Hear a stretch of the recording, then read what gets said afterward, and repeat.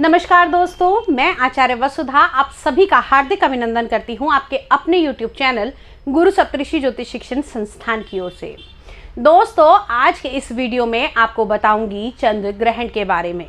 जी हाँ, साल का आखिरी चंद्र ग्रहण बहुत ही महत्वपूर्ण है ये ग्रहण, क्योंकि ये इस बार जो पड़ रहा है चंद्र ग्रहण, यदि अगर हम देखें तो 15 दिन के अंदर 2 ग्रहण, एक सूर्य ग्रहण और एक चंद्र ग्रहण, ऐसा महाभारत काल के अंदर हुआ था। तो इसका बहुत असर आता है हमारे जीवन पर। अगर हम देखें तो बहुत सारी उथल पुथल होगी, राजनीतिक तौर पर भी लोगों के आपसी मनमुटाव भी हो सकते हैं, और साथ ही साथ इसका प्रभाव सभी राशियों पर भी पड़ेगा। वीडियो में आपको पूरी जानकारी दूंगी, लेकिन अब तक अगर आपने चैनल को सब्सक्राइब नहीं किया है तो प्लीज सब्सक्राइब कर लीजिए, साथ ही साथ बेल आइकॉन को जरूर दबा दीजिए ताकि आने वाले सभी वीडियो आपको समय से मिल सकें। तो चलिए बात करते हैं चंद्र ग्रहण के बारे में। इस बार जो ये चंद्र ग्रहण लगने वाला है ये होगा 8 नवंबर 2022 को। चंद्र ग्रहण का जो समय रहेगा वो रहेगा 5:53 से 7:26 पर। चंद्र ग्रहण का जो मोक्ष समय रहेगा वो रहेगा 6:19 का। अगर हम देखें तो 5:53 से 7:26 तक का जो ये समय रहेगा, इस दौरान आपको क्या क्या करना है और क्या नहीं करना। लेकिन चंद्र ग्रहण से पहले आता है सूतक काल। जी हाँ, किसी भी ग्रहण से पहले सूतक काल लग जाता है, क्योंकि ये खड्गरास चंद्र ग्रहण है, तो इसलिए 12 घंटे पहले यानी कि सुबह 5:53 से सूतक आरंभ हो जाएगा। सूतक काल के दौरान भगवान को स्पर्श नहीं किया जाता, भगवान के मंदिर के पट बंद कर दिए जाते हैं, पूजा पाठ वर्जित हो जाती है। लेकिन आप मन से मंत्र जाप ये सब कर सकते हैं, होम भी किए जाते हैं, लेकिन मंदिरों के पट इस समय में बंद कर दिए जाते हैं।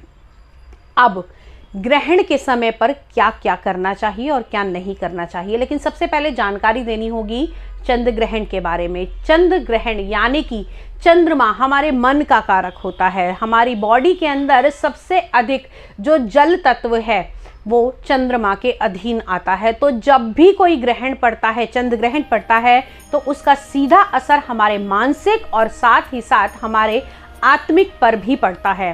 तो चंद्र ग्रहण जब होगा तो बहुत सारी उथल पुथल होगी, बहुत ज़्यादा लोगों के मन में भी उथल पुथल होगी।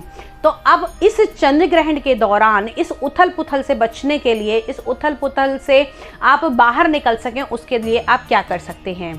चंद्र ग्रहण के दौरान सबसे पहले आप लोगों को मंदिरों के पट वगैरह जो हैं वो बंद कर देने चाहिए। साथ ही साथ इस समय में आपको भगवान के मंत्रों का जाप करना चाहिए। वो मंत्र, अगर आप शिव जी के मंत्र ओम नमः शिवाय का जाप करते हैं बहुत अच्छा है, ओम सोम सोमाय नमः का जाप करते हैं तो भी अच्छा है। इसके अलावा यदि आपके कोई गुरु या कोई इष्ट हैं तो आप उनके मंत्रों का जाप भी कर सकते हैं।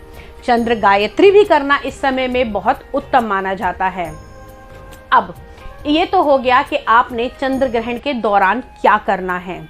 इस समय में की हुई विशेष पूजाओं का आपको विशेष फल मिलता है। कहते हैं कुछ पूजाएं ऐसी होती हैं, यदि मैं बात करूं साधकों की, तो उनकी कुछ सिद्धियां ऐसी होती हैं जो सूर्य ग्रहण और चंद्र ग्रहण के दौरान ही सिद्ध की जाती हैं। किसी भी पूजा का फल पाने के लिए अगर आप उसकी ग्रहण में पूजा करते हैं या फिर उसका ग्रहण में कुछ विधान है वो विशेष करते हैं, तो आपको उस चीज़ में विशेष सिद्धियां प्राप्त होती हैं, और साथ ही साथ ग्रहण के समय की गई पूजा का 1000 गुना फल प्राप्त होता है। अब ग्रहण में क्या क्या करें। सबसे पहले ग्रहण में कुछ भी खाना पीना नहीं चाहिए। ग्रहण काल से पहले ही सभी बने हुए भोजन के अंदर तुलसी के पत्ते डाल देने चाहिए या फिर कुशा के पत्ते डाल देने चाहिए। अब तुलसी को किसी भी प्रकार का ग्रहण नहीं लगता। कहा जाता है कि जिस चीज को तुलसी स्पर्श कर लेती है वो ग्रहण मुक्त हो जाती है, उसमें किसी भी प्रकार की कोई नकारात्मक शक्ति एंटर नहीं कर सकती। और दोस्तों, आज कार्तिक पूर्णिमा का दिन, जी हाँ, पूर्णिमा से एक दिन पहले मैं ये वीडियो बना रही हूँ। तो कल जब चंद्र ग्रहण होगा तो कार्तिक पूर्णिमा का दिन होगा और भगवान विष्णु का प्रिय दिन होता है। और साथ ही साथ इस दिन आपको क्या क्या करना चाहिए वो भी बताऊंगी। लेकिन अगर घर में कोई गृहवती स्त्री है, कोई गर्भवती स्त्री है, तो कोशिश कीजिएगा कि वो इस समय में भगवान के पूजा पाठ और भगवान के मंत्रों का जाप अवश्य करें। ऐसी स्थिति में गर्भवती स्त्रियों को हाँ, आप जल, जूस इत्यादि दे सकते हैं। क्योंकि ये बहुत लंबा समय नहीं है तो कोशिश कीजिए कि इस समय कुछ भी ना दिया जाए।